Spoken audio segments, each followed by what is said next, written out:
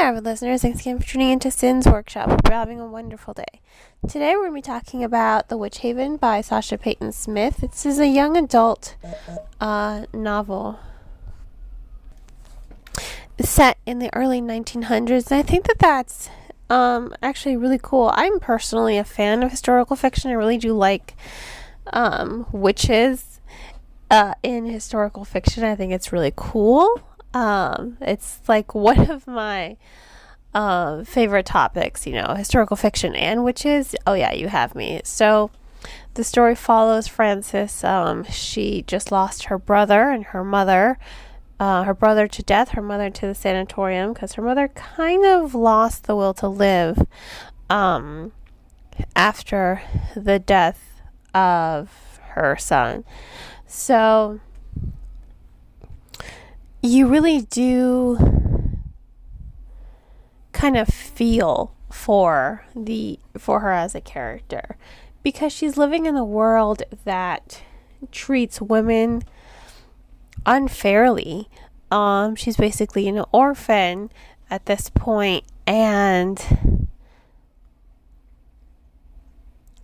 she's working as a seamstress because there aren't really a lot of options for her, and as far as workhouses go, working with other girls as a seamstress, it's not that bad, it's not that bad. But one night when she's working late, her boss decides, he's drunk, he decides he's going to try to take advantage of her, and that's when her magic awakens.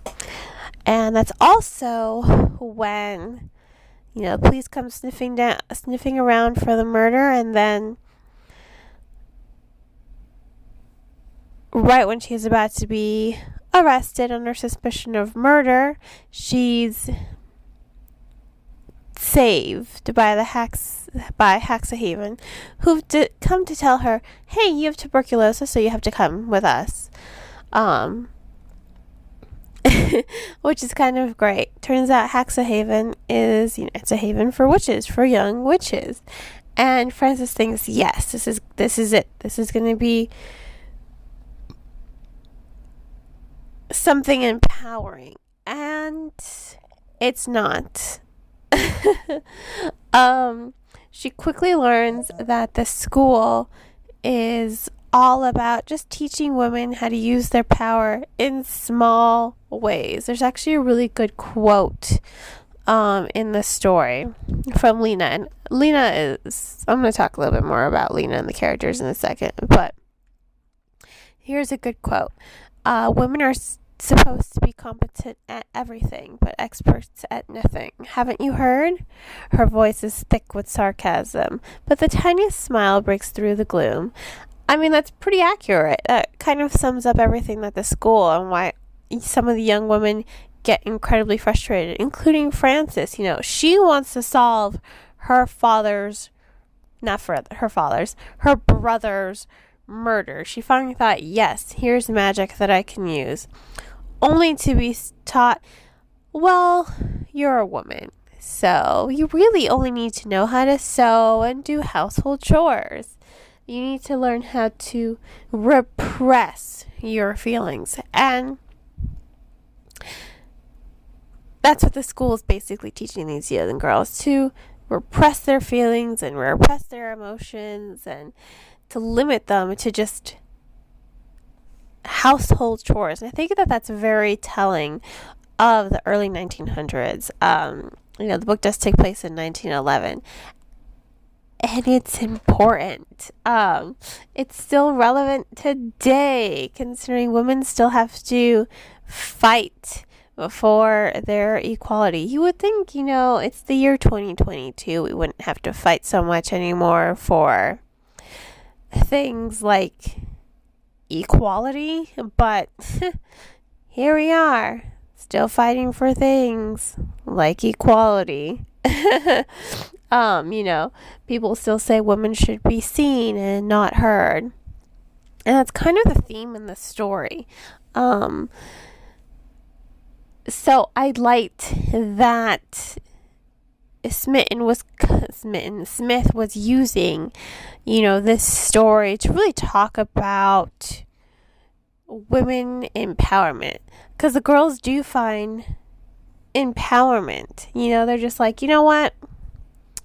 We are not going to follow your rules. We are going to do what is good for us and good for our school. And it's such an empowering moment to see Maxine and Lena and Frances come together as three very different girls from three very different backgrounds to, empower themselves and empower their fellow classmates, to harness magic in a way that goes beyond sewing and sweeping and cooking, to go beyond the banality of all of that. I love cooking and cleaning, honestly. Those things, I just like to cook and clean. And I do like to sew as well. But to have my life to just be those three things and not be allowed to do anything else, I think I would be very frustrated. And a lot of women back in the day were very frustrated by the limitations society put on them, just like these girls in this story. And I think that's very empowering to read that these girls, they were restricted, but they're going to break free of these chains. And a lot of these other girls have other chains, Frances is a girl with no money to her name. Her brother's dead. Her mother's in a sanatorium. All she has is her magic. She's going to do something with it.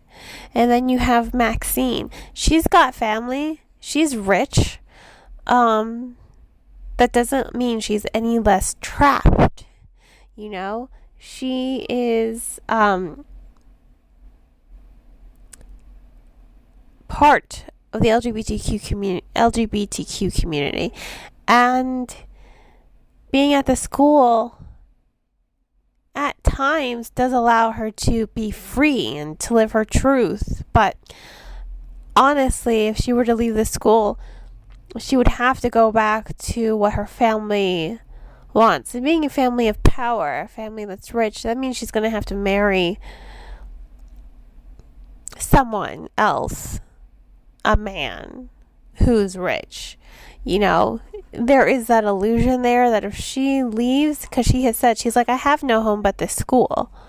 Because the school is the only place that really allows her to be somewhat free of the chains that money and power that have her shackled.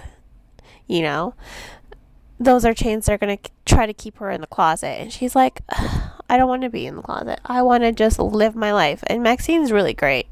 She's a very strong, formidable character who is about living her truth and being true to herself. And then you have Lena. I love that Lena, she has some of the best lines in this book. She said that earlier line, women are supposed to be competent in everything, but experts at nothing, which, again, is a very telling line that pretty much sums up the whole story. But she has this other line, she's a Native American character, and as someone who is part Native American, I'm 1/8 on my grandfather's side. I'm very proud of my 1/8. I tell everyone, I'm like 1/8. I'm very proud of it. And I love seeing Native American, I think we're seeing a lot more literature featuring Native American culture by Native American authors, but I don't know if Smith is Native American or not. I don't care, because I think she does a wonderful job of giving Lena some of the strongest lines in the story. And this one, she's been taken away from her tribe. She's been taken away.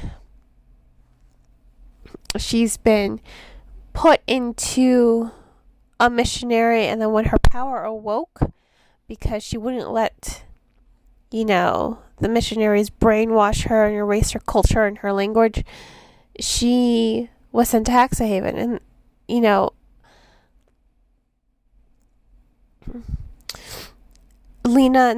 Frances asking Lyle, why would they take you away from your parents? And her response is, it's powerful. And this is what she says. How else do you kill an entire people? You take away their children. You take away their language and their culture. I mean, that was just such a powerful line. And I thought, wow, yeah, that's 100% accurate.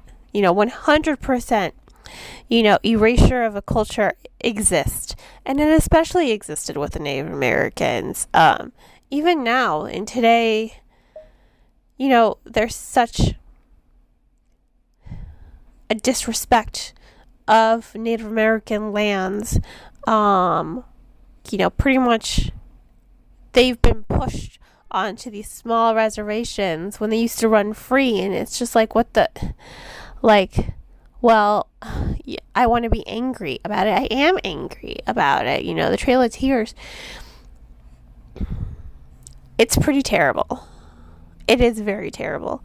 And I think that that's probably another reason why I love this book so much, because there was such strong, powerful language. The 2 lines that I said, Lena especially, I think there was really good characterization for all the characters, because you get to know them, you get to feel for them, you get to empathize with them.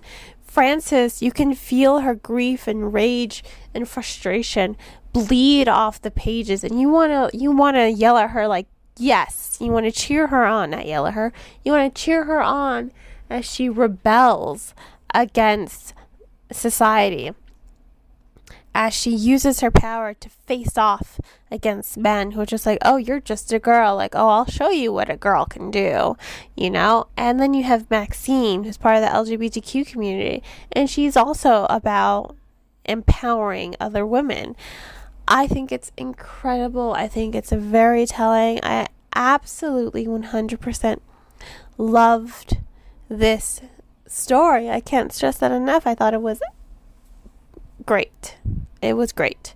So I do have to give The Witch Haven 4 to 5 stars. It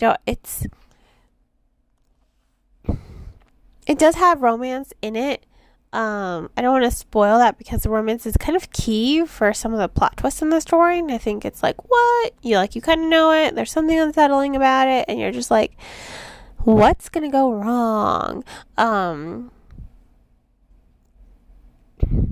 So I think it's just really well done. Honestly, I thought it was a very well done story. I found it to be really interesting. Again, I love a good historical setting, especially one with witches. I mean, I loved it 100%. So 4 to 5 stars. If you want to purchase the book, please remember to purchase the book from your local bookstore or online book retailer. All I ask is that you support bookstores versus buying the book off of Amazon. I'll include 2 links in the description, one for barnesandnoble.com, so you can purchase from them, or bookshop.org. Bookshop.org, it'll give you a list of independently owned bookstores near you. If they're too far, you can order on bookshop.org and send the proceeds to that independently owned bookstore. If money's tight and your excuse is, oh, it's cheaper on Amazon, please remember that they are undercutting the author. Yeah, it gives them a lot of noise, but they sell their books cheap with an agreement to the publisher. And whatever contract the publisher signed with the author, it's usually the author will only get 10% of those proceeds. So remember, buying the book at a discounted rate on Amazon means the publisher is going to be getting more of that money, and the author is going to be getting even less than selling it at full price. So if you really want to save money, support your local library and purchase the book from the library. And on that note, I hope you all will continue to support me here by liking this podcast and sharing it with all your book-loving friends. You can also be a supporter on buymeacoffee.com or Anchor FM, my recording platform. I hope you all have a great rest of your day, and as always, happy reading.